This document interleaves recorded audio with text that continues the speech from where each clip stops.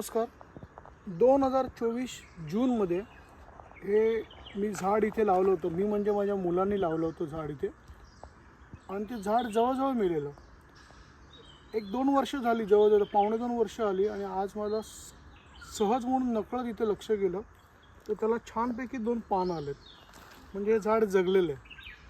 आता उन्हाळा आहे, सगळ्यांची गुरं मोकाट सुटलेली आहेत. मुळात आमचीच गुरं, पण फणसाचं झाड म्हणजे गुरांचं आवडते खाद्य पानं, तर ते नक्कीच खाऊन टाकणार आणि हे झाड मरून जाणार.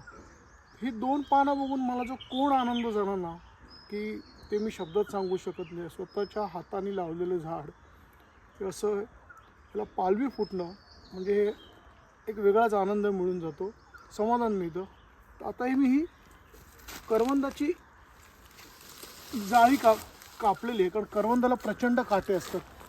आणि मी अशी इथे त्या झाडाला प्रोटेक्शन देतं की जेणेकरून करवंदाच्या जाळीमुळे कुठलीच गुरं याच्या जवळपास येणार नाहीत आणि हे पानंही खाणार नाहीत. बघायचं आता की आता हे झाड तग धरते आणि काय रिझल्ट देते.